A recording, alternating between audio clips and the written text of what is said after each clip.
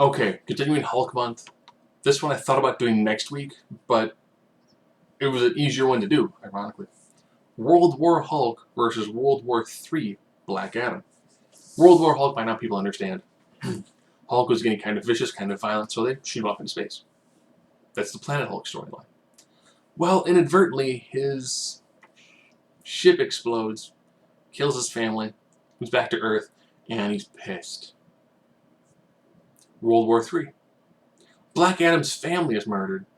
He's on Earth. He is pissed, and it takes pretty much the whole Earth-based superheroes and Green Lanterns to stop him. So you've got cold, calculating, very powerful Hulk on one side. On the other side, you have got bloodlusted, ticked off to no end Black Adam. I do these through 7 criteria, because these guys aren't shooting laser beams. Intelligence, findability, strength, speed, durability, invulnerability, and X Factor. I was going to say average projection and versatility, but I don't actually have them in the list for this. So we'll go right at it. Normally, I would probably give intelligence edge to Black Adam. He does have a god level of wisdom. Yeah, it's pretty impressive. If you look at him and Shazam, they have similar movesets, similar abilities. Just Teth is a little bit on the stronger side, because he's got a little more experience using the abilities. So he does have a god level intelligence and wisdom. But he's bloodlust at this time, so he's not thinking clearly the whole time. That's why he's pretty much showing up and just killing swaths of innocent people anywhere he can go. So I actually give the intelligence edge to World War Hulk. He definitely he's got a much more cooler, a much better game plan walking almost every single fight. Even though he's full of rage, it's his controlled rage that is frightening. Fighting ability. You know? Hulk had turned on gladiatorial combat. He's also thinking rightly.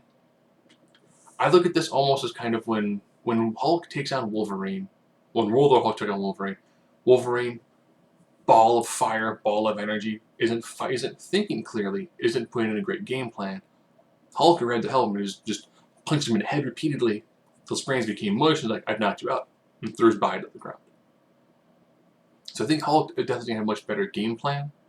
He's going to be much more skilled because he's going to be thinking his moves through. Where Black Adam's going to be like, I'm here, I don't know who you are, I'm ticked, I'm blowing a hole through you. Strength. Normally I can see against one to Hulk, however, this is a bloodlusted Black Adam. The fact that it took virtually everybody. It took Power Girl, it took Martian Manhunter blitzkrieging his mind. The combined might of the Justice Society. Pretty much everybody who was available at that time. Yeah, so there really wasn't a Wonder Woman or Superman at the time, but the rest of the Earth got together to stop him. Your remaining A-listers, your B-listers, your C-listers, everybody. And they had to put him down. Because he was just that maniacal. Speed. He's the guy who's near light speed. And now he's not holding back. He's going to go at his full max power the whole time. Durability. Give him something in Black Adam. Black Adam becomes a human if he says his magic word. If you remember in World War Hulk, after World War Hulk is in the process of battling Sentry, he does revert back to human. Through a combination of the laser beams coming down from on top and then just wearing himself out against Sentry. It's taking a guy who's not going to change back unless he says a word. So still a god level of durability. And vulnerability. You know? In World War Hulk, Wolverine did mention that it was really hard to scratch Hulk. But he was still able to nick him. Not as well as usually, but still able to nick him. Well, ironically, if you look at the amount of invulnerability you have in Black Adam, again, it's fairly similar to what you see in Shazam. And Shazam's invulnerability is actually slightly higher than Superman's, because he has no actual true weaknesses. You know, I've seen in one of the comics, Shazam took a bomb that turned him inside out. He survived it. He didn't feel good, but he survived it. That's a pretty wicked attack to survive. And X Factor, I'm going to go to Hulk.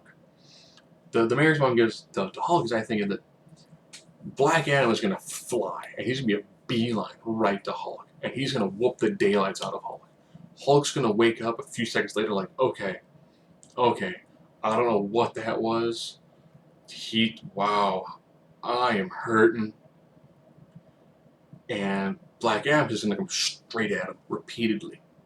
Hulk's going to be able to survive a couple of those initial salvos, and if Hulk can get a good enough hold of Black Adam, he can do some damage.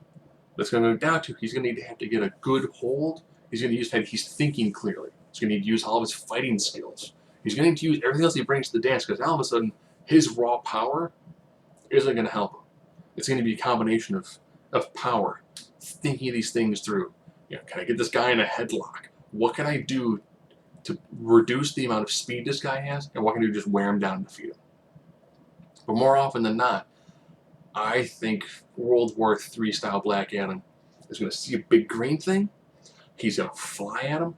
He's going to pound him with a speed blitz that is going to end all speed blitzes.